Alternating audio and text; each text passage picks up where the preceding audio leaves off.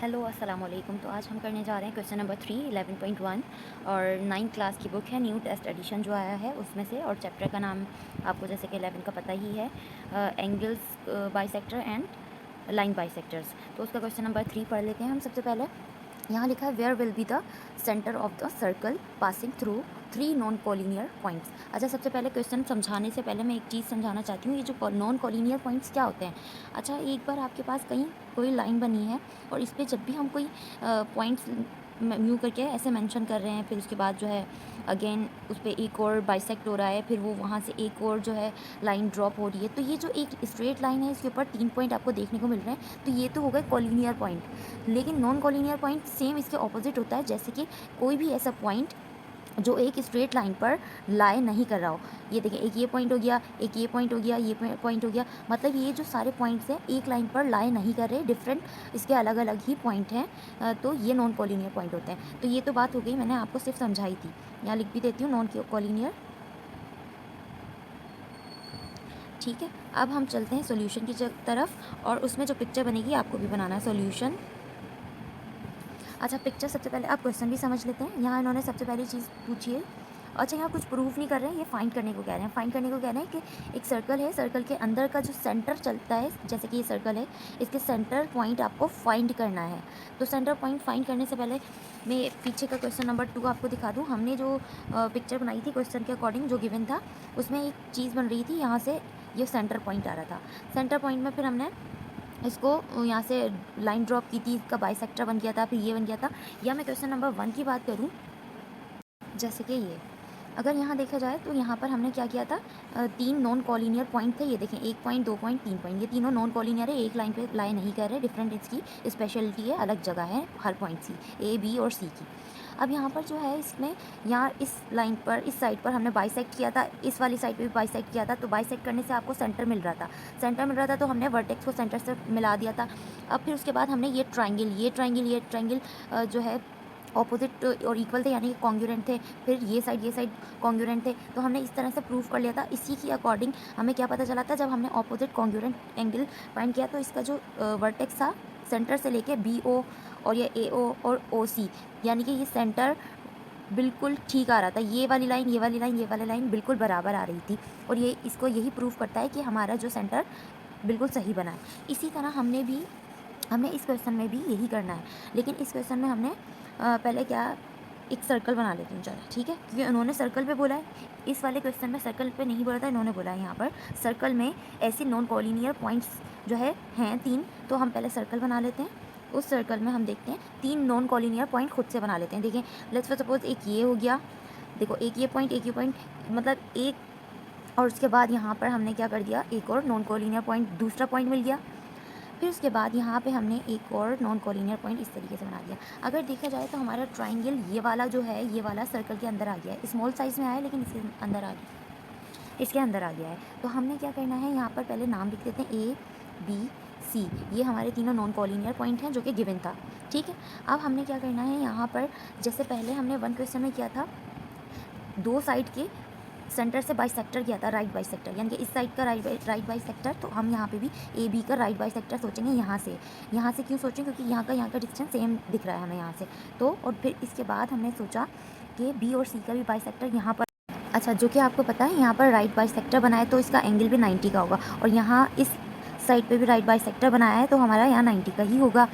तो अब हम कर लेते हैं इसको, इस सेंटर का नाम रख देते हैं। लेकिन नाम रखने से पहले एक चीज़ बता दूं, अब ये जो वर्टेक्स है, वर्टेक्स को इस सेंटर से भी मिला दें, इस वर्टेक्स को इस सेंटर से मिला दें, इस वर्टेक्स को इस सेंटर से मिला दें। अब सेम ये वाला ट्राइंगल हमारे ये मिल गया, ये जो बनाया था वही मिल गया हमारे। अब इसमें अगर देखा जाए, नाम रख लेते हैं, सेंटर वाला ओ है, अब इसका नाम रख देते हैं ए बी सी, यहाँ रख देते हैं डी, और ये लिख देते हैं ई। ठीक है, या ई रख देते हैं, चलो ई। उसके बाद हम, अच्छा, मैं ये सोची थी, हमने यहाँ से भी इस सेंटर को यहाँ से ड्रॉप कर देना है, और इसका भी नाम रख देते हैं, जैसे कि डी इसका रख देते हैं, ई ये है हमारा, और ये हमारा हो गया एफ। ठीक है, ये एफ हो गया। अब इसके बाद हमने लिख देना है जो गिवन था हमारे पास पिक्चर बनाने के लिए क्वेश्चन में, मटेरियल गिवन जो था। सबसे पहली बात हमने देखा कि यहाँ 3 नॉन कॉलिनियर पॉइंट थे, वो गिवन थे। Let the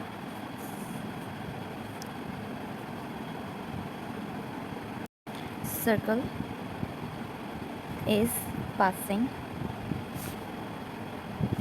through 3 non-collinear point और उनका नाम आपको पता है, जैसे कि ए बी सी। तो ए बी सी ये हमारे पास गिवन था। उसके बाद हम यहाँ लिख देते हैं, क्योंकि इसमें प्रूफ नहीं करना तो प्रूफ की जगह हमें लिख देना है टू फाइंड। फाइंड क्या करना है आपको क्वेश्चन में ही पता है, और हमें भी ये पिक्चर के बाद अंदाज़ा हो गया कि जो सेंटर ऑफ सर्कल है वो फाइंड करना है। Centre of circle.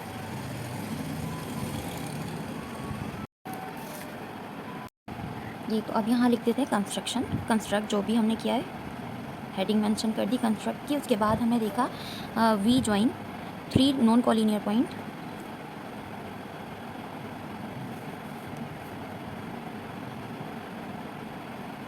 Non point, जैसे कि हमारे पास 3 नॉन कॉलिनियर पॉइंट थे सर्कल में, एक ये था, एक ये था, एक ये था। इन दोनों को ज्वाइन कर दिया बाय लाइन सेगमेंट, लाइंस बना दी, line segment.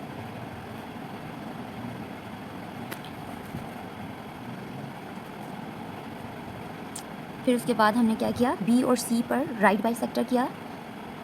We draw right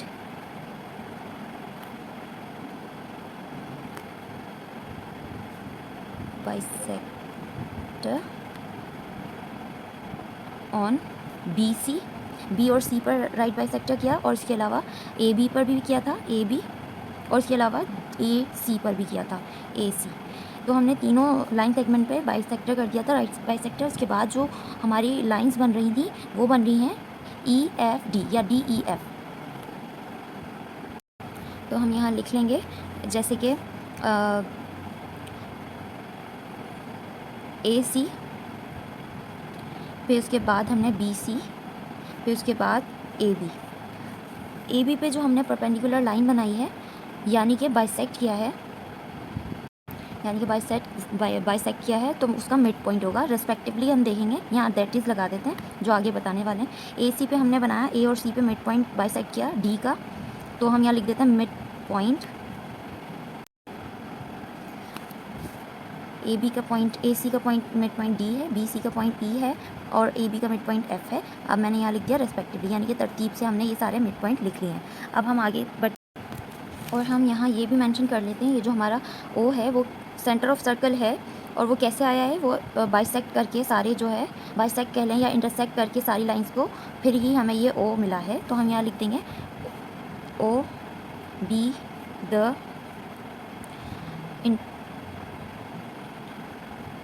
intersection of right bisectors, right bisector।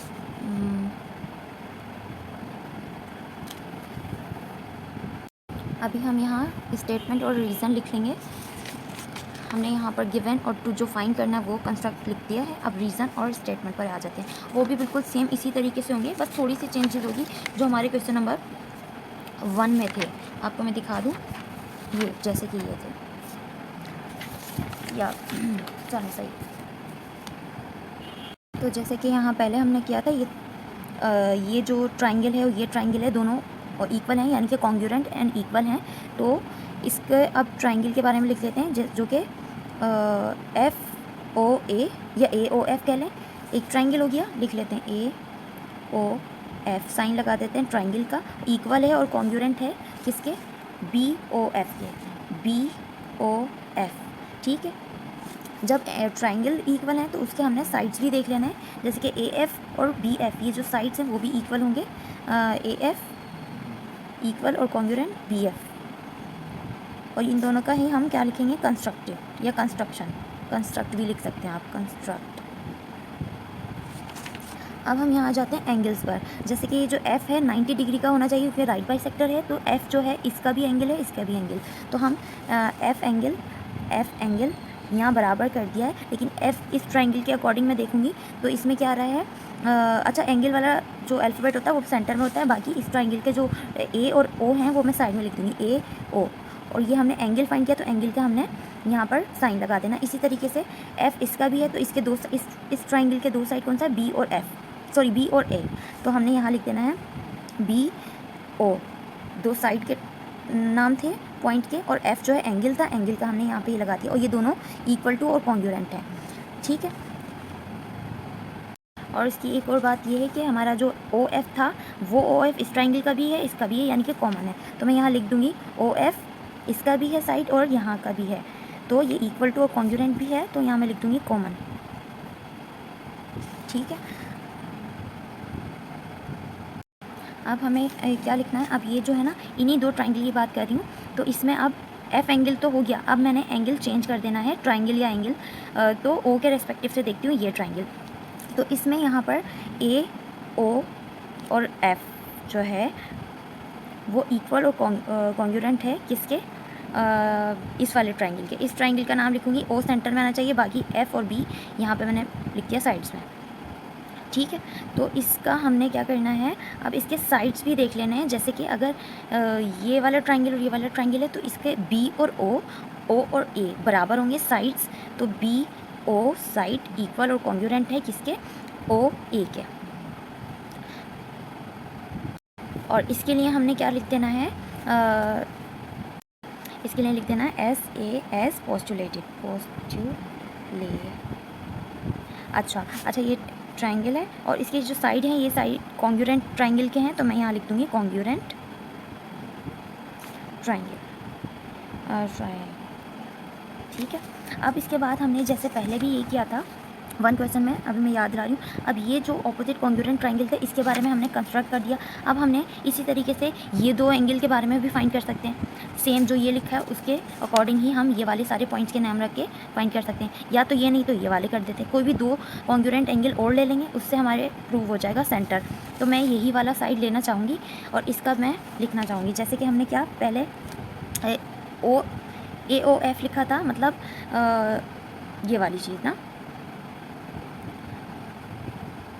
जी, तो इसका ये लिखा था, मतलब दो एंगल कॉन्ग्रुएंट है, ये पहले बता दिया था, तो हम यहाँ के भी लिख बता देते हैं। जैसे कि यहाँ पर यहाँ पे बी ओ ई जो एंगल या ट्राइंगल है वो इक्वल और कॉन्ग्रुएंट है। उसके बाद जैसे कि हमने यहाँ ए एफ बताया था, बी एफ बराबर है, मतलब ये और ये पार्ट बराबर है, तो अब यहाँ पे आगे तो हम इसमें भी यही बताएंगे, बी ई और सी ई बराबर है, तो हमने बी ई और सी ई बराबर लिख दिया है और कॉन्ग्रुएंट है। उसका हमने कंस्ट्रक्शन ही रीज़न देना है। फिर आगे हमने नेक्स्ट स्टेप किया था, एफ़ के अकॉर्डिंग हमने एंगल फाइंड किया था, तो इसमें यहाँ पर ई है, ई के अकॉर्डिंग एंगल बताएंगे, जैसे कि ई एंगल है, ई एंगल दोनों साइड में, इसका ट्राइंगल का ई और इसका ट्राइंगल का ई। अब इसका और इसका कैसे फाइंड करेंगे, डिफरेंस क्या है उसके हम साइड्स लिख लेते हैं। जैसे इसके साथ हमारा ई जो मिल रहा है वो सी और ओ के साथ मिल रहा है, तो हम सी और ओ साइड के हैं, हमने यहाँ लिख दिया एंगल साइन लगा दिया। और इसकी बात करें तो इसमें ई ट्राइंगल का एंगल का बन रहा है बी और ओ के साथ, तो हमने यहाँ बी और ओ साइड में लिख दिया, दोनों ट्राइंगल के एंगल हैं। उसके बाद हमने यहाँ किया था, एंगल के बाद जो कॉमन था वो भी लिख लेते हैं, जैसे कि ओ और ई इसका भी है, ओ ई साइड इसका भी है और कॉन्ग्रुएंट इक्वल है और इसका भी, तो हमने यहाँ ओ ई लिख दिया दोनों बार, और रीज़न में हम दे देंगे कॉमन।